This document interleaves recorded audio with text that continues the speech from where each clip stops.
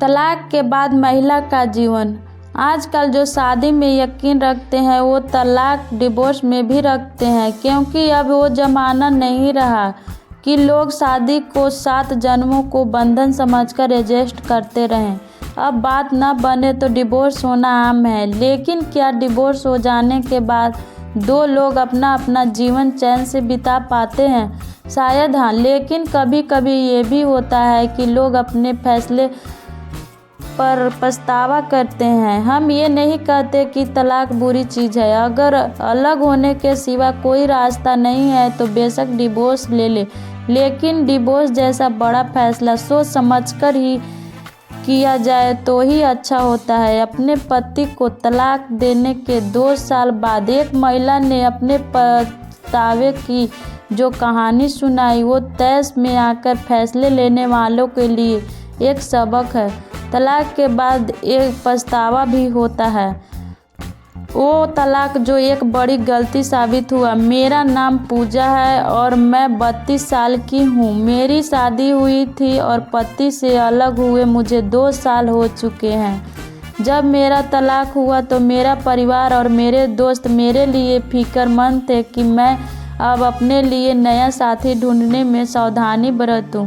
सच कहूँ तो तलाक के बाद मैं कई लोगों के साथ डेट पर भी गई हूँ, लेकिन मुझे उसमें से कोई भी मेरे हस्बैंड की तरह अच्छा नहीं है। जितना ज़्यादा मैं सोचती हूँ उतना ही ज़्यादा मुझे महसूस होता है कि मेरा पूर्व पति ही मेरे जीवन का सबसे अच्छा आदमी है जो मुझे मिला था। 2 साल में हम एक दूसरे से कभी नहीं मिले।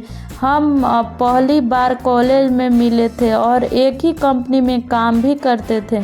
कॉलेज और व्यस्त जिंदगी के बदलाव काफ़ी कठिन थे, लेकिन फिर भी हम दोनों एक दूसरे के साथ थे और तभी मुझे उससे प्यार हो गया था। फिर हम एक छोटे से घर में शिफ्ट हो गए। उस वक्त हमारे पास बहुत पैसे नहीं होते थे, लेकिन मुझे याद है कि वो मुझे कुछ भी दिलाने के लिए हमेशा तैयार रहता था। मुझे हैंडबैग दिलाने के लिए उसने खाना नहीं खाकर पैसे बचाए थे। मैं एक बिगड़ी हुई शहजादी की तरह थी, क्योंकि वो मुझे कभी घर के काम भी नहीं करने देते थे।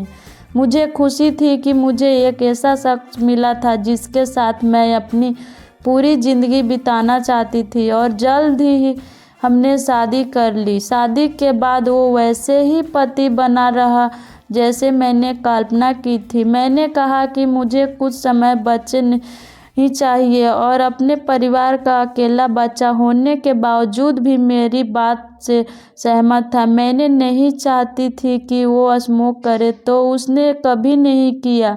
जब मैं बीमार पड़ी उसी ने मेरा ख्याल रखा। शादी में बुरी यादों के साथ साथ अच्छे पल भी होते हैं। मैं स्वार्थी और ज़्यादा स्वार्थी होती गई और मैंने उसकी भावनाओं को अनदेखा करना शुरू कर दिया। हमारी शादी में मैं ही निर्णायक होती थी और वो कुछ नहीं बोलता था। मैंने हमेशा ही यही सोचा कि मेरे स्वार्थी रवैये के साथ सहमत होने ही उसका मेरे प्रति प्यार जताने का तरीका था, लेकिन मैं गलत थी।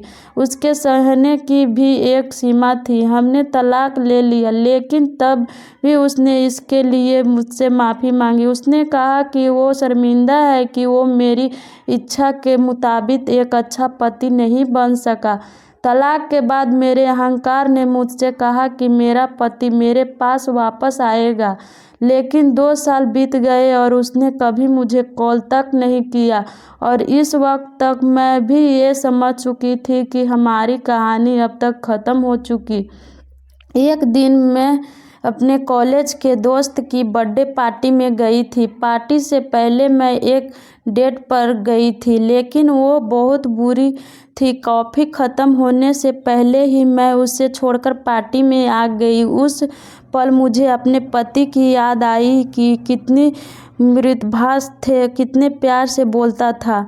मुझे एहसास ही नहीं हुआ कि मेरे आंसू बह रहे थे कि तभी एक शख्स ने सामने की कुर्सी हटाकर मुझे टिश्यू पकड़ाकर जैसे ही मैंने ऊपर देखा मैं चौंक गई। वो मेरे पति का जो मेज के दूसरा तरफ बैठा हुआ था। एक दूसरे से अलग होने के 2 साल बाद उसने अपने सामने बैठे देखकर मैं बस इतना चाहती थी कि उसके हाथ पकड़कर उससे एक दूसरे मौके के लिए पूछूं। जब मुझे लगा कि वो पार्टी में अकेला आया है तो मेरे दिल में उम्मीदें लगाने लगी। क्या वो अब तक सिंगल है? क्या हमारे दोबारा मिलने के कोई चांस है? लेकिन तभी उसका फ़ोन बजा और उसने फ़ोन उठाया। उसने फ़ोन पर कहा कि ठीक है, मैं 1 मिनट में तुमसे मिलता हूँ।